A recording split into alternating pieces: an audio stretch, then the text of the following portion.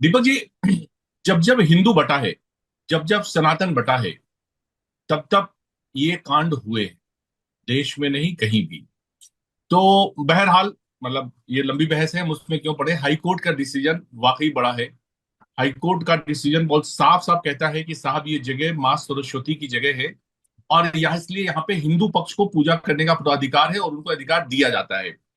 इसमें एक दूसरा पहलू है दीपक जी, कि मुस्लिम पक्ष सुप्रीम कोर्ट जाने की बात कर चुका है अभी थोड़ी देर पहले, और हिंदू पक्षकर्ता भी कह चुके हैं सुप्रीम कोर्ट जाएंगे और ये कहेंगे कि अगर इस मामले में सुनवाई होती है तो हमें एक पक्षकार बनाया जाए।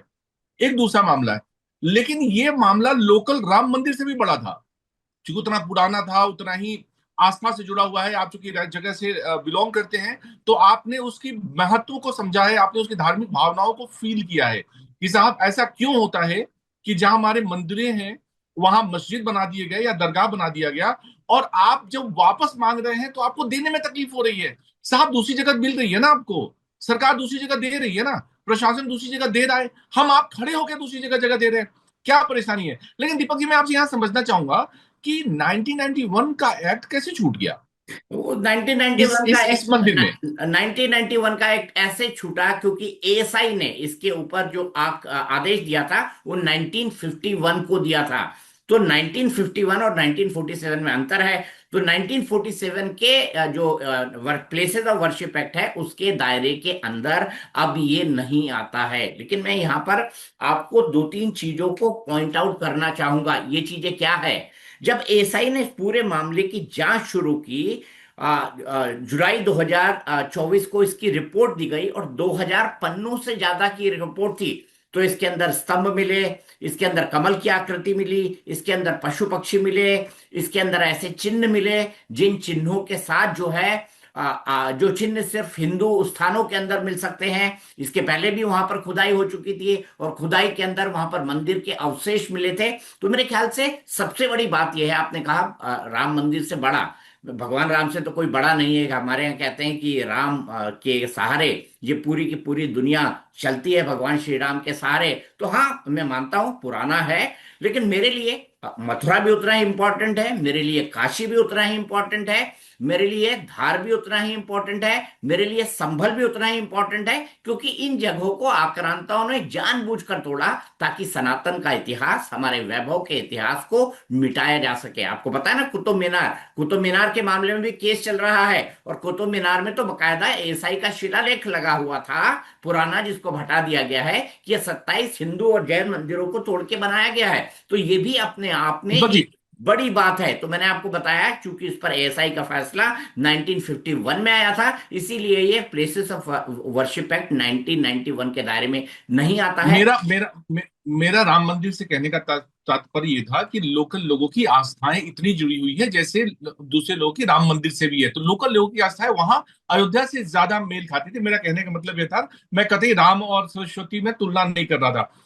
कुतुब मीनार के अंदर दीपक जी, तो हम आप खुद गए हुए हैं, और एक बार नहीं सैकड़ों बार देखी है कि वहां कैसे गणपति की टूटी हुई प्रतिमा, जैन धर्म की कैसे टूटी हुई प्रतिमा सब पीछे की तरफ दीवालों में चिपका हुआ है, दीवालों में अभी भी लगा हुआ है। और लोग माखौल बनाने के लिए छोड़ देते थे शायद, कि देखो साहब, तुम्हारे देवताओं की जगह हमने कहाँ बना दी है। वो बिल्कुल यही उद्देश्य होता इसीलिए था। तो मुस्लिम आक्रांता जो है हमारे मंदिरों और ऐतिहासिक धरोहर, हमारे सनातन जो पूजा पद्धति है उसका उसका मजाक उड़ाना, हमारे जो जो लाइब्रेरीज थी, हमारी यूनिवर्सिटीज थी, जो प्राचीन शिक्षा परंपरा थी। अब बताइए, नालंदा तो था, लेकिन उस जमाने में ऑक्सफोर्ड को कौन जानता था और कैम्ब्रिज को कौन जानता था?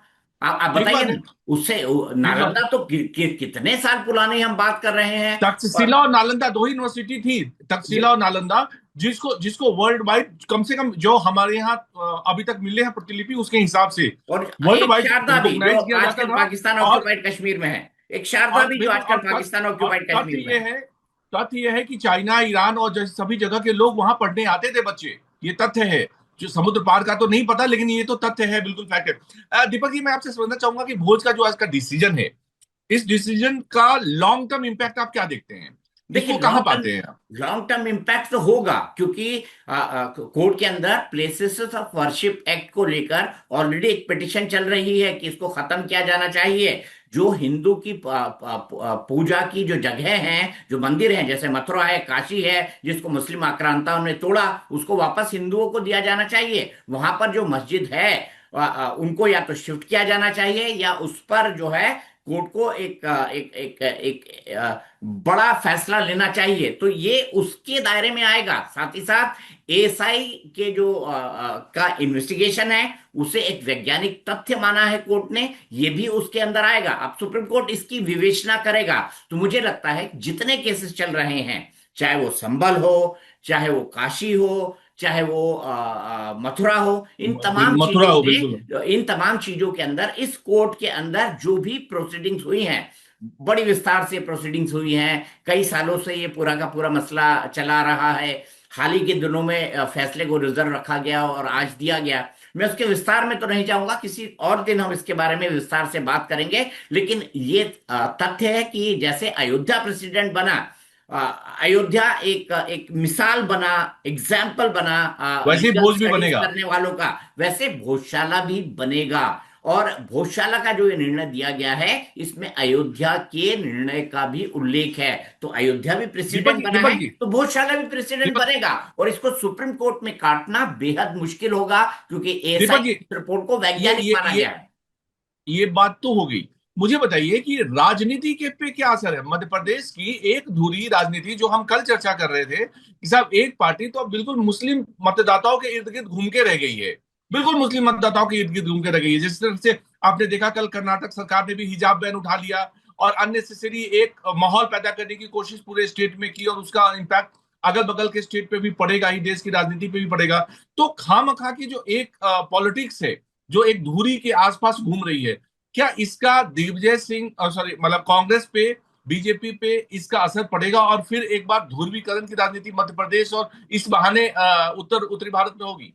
बिल्कुल होगी, क्योंकि ये एक बड़ा मुद्दा है। भोजशाला के विवाद में 1980s की शुरुआत से, जब से राम जन्मभूमि का आंदोलन शुरू हुआ, और जब से 1992 में बाबरी कांड हुआ, उसके बाद से जो है भोजशाला का ये मैटर भी चर्चा में आया। और विश्व हिंदू परिषद ने इसके लिए अयोध्या के पैरेलल एक बड़ा आंदोलन चलाया है। 2003 में जब दिग्विजय सिंह की 10 साल की सरकार को हटाकर उमा भारती मुख्यमंत्री बनी थी, तब ये बीजेपी के मैनिफेस्टो में टॉप पर था। इसीलिए 2003 के अंदर एएसआई का एक फैसला इस मसले पर आया था। और भारतीय जनता पार्टी यही कहेगी, जो हमेशा से कहती रही है, कि यहां पर नमाज की अनुमति 1997 में और किसी ने नहीं, तब के मुख्यमंत्री दिग्विजय सिंह ने दी थी। तो ये भारतीय जनता पार्टी का हमेशा से आरोप रहा है। और 2003 में जब वो सत्ता में आई, तो ये भारतीय जनता पार्टी का एक बड़ा मुद्दा था।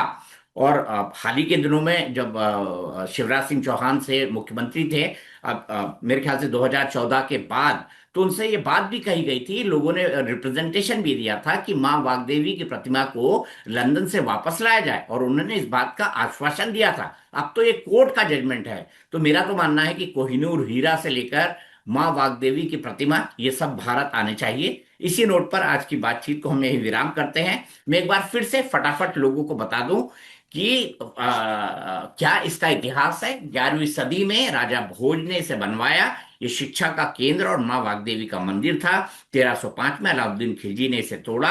1456 में मालवा सुल्तान में कमाल मौला दरगाह और मस्जिद का निर्माण करवाया। 1951 में एएसआई ने राष्ट्रीय महत्व का स्मारक घोषित किया और नमाज और पूजा पर रोक लगा दी, जो ब्रिटिश काल में शुरू हुई थी। 1985 में इसे वक्फ की संपत्ति घोषित किया गया। 12 मार्च 1997 को दिग्विजय सिंह ने शुक्रवार को नमाज और वसंत पंचमी को पूजा की इजाजत दी, जिसके बाद हिंदुओं ने आंदोलन चलाया। फरवरी 2003 को हिंसक टकराव हुआ, 2 लोग मारे गए। अप्रैल 2003 को मंगलवार को हिंदुओं की पूजा और शुक्रवार को नमाज की एएसआई ने अनुमति दी। ये व्यवस्था 22 साल तक लागू रही। लेकिन इसके बीच में जब भी वसंत पंचमी की वहां बड़ी पूजा होती है, माँ सरस्वती का दिन होता है वो, मैं गलत तो नहीं हूं ना ओम प्रकाश? माँ सरस्वती का दिन ही होता है ना, माँ सरस्वती की आराधना करते हैं हम बिल्कुल वसंत बिल्कुल पंचमी बिल्कुल। के दिन। और जब भी जुम्मे के दिन वसंत पंचमी पड़ती थी, तो बड़ा टकराव होता था। इस साल ये मामला सुप्रीम कोर्ट तक आया, और विवाद तो चल ही रहा था। और हिंदू पक्ष ने इस बार, चूंकि नमाज के पूजा में 1 घंटे के ब्रेक, 2 घंटे के ब्रेक देने की बात कही गई थी, तो हिंदू पक्ष ने इसका जबरदस्त विरोध किया था जब सुप्रीम कोर्ट में ये पूरा का पूरा मामला आया। तो